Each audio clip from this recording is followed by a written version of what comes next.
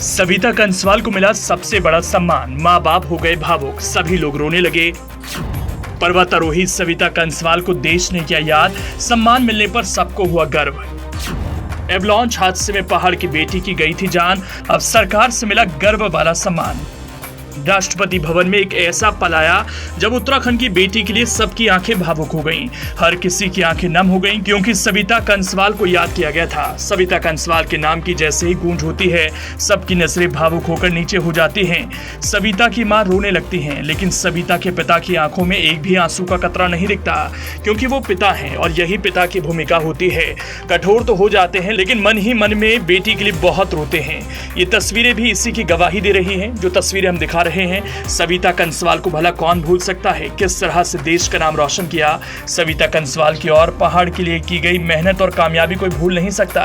लेकिन अब सविता नहीं रही, लेकिन सविता की यादें एक बार फिर से राष्ट्रपति भवन में ताजा हो गईं, जब उनके पिता ने सविता को मिले तेंजिंग नॉर्गे राष्ट्रीय साहसिक पुरस्कार को स्वीकार किया। ऐसे में पूरा राष्ट्रपति भवन एक बार फिर से गममयी हो गया, क्योंकि सविता को याद किया गया था। इस समारोह के दौरान कई मंत्री और बड़े लोग भी शामिल थे।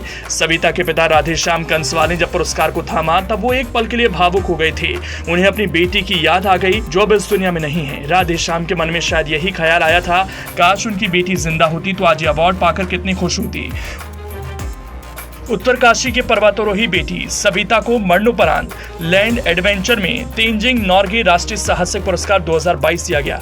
यह अवार्ड राष्ट्रपति भवन में राष्ट्रपति द्रौपदी मुर्मू ने उनके पिता राधेश्याम कंसवाल को सौंपा। अवार्ड ग्रहण करने के लिए सविता की मां कमलेश्वरी देवी भी पहुंची थी।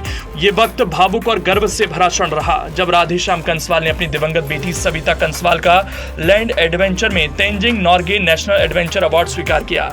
उत्तरकाशी जिले के भटवाड़ी तहसील के लोनथ्रू गांव की सविता ने 12 मई 2022 को माउंट एवरेस्ट फतह किया था। इसके 16 दिन बाद 28 मई को माउंट मकालू पर्वत मीटर पर सफल आरोहण किया था।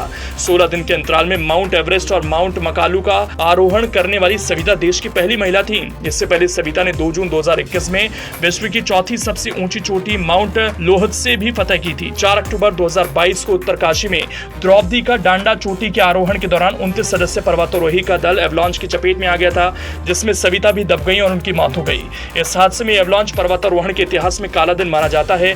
जिला मुख्यालय उत्तरकाशी से 15 किलोमीटर दूर भटवाड़ी ब्लॉक के लोनथ्रू गांव की सविता का बचपन कठिनाइयों से गुजरा। सविता के पिता घर का गुजारा करने के लिए पंडिताई का काम करते हैं। सविता 4 बेटियों में सबसे छोटी थी। अन्य 3 बहनों की शादी हो चुकी है। किसी तरह पैसे जुटाकर सविता ने साल 2013 में नेहरू इंस्टीट्यूट ऑफ माउंटेनियरिंग यानी निम उत्तरकाशी से माउंटेनियरिंग में बेसिक और फिर एडवांस कोर्स किया। इसके लिए उसने देहरादून में नौकरी भी की। अब सविता को मरणोपरांत यह अवार्ड मिलने पर क्षेत्र के लोगों ने खुशी जताई है। उनका कहना है कि छोटे से गांव की सविता कंसवाल ने उत्तराखंड ही नहीं बल्कि देश दुनिया में भारत का नाम ऊंचा किया।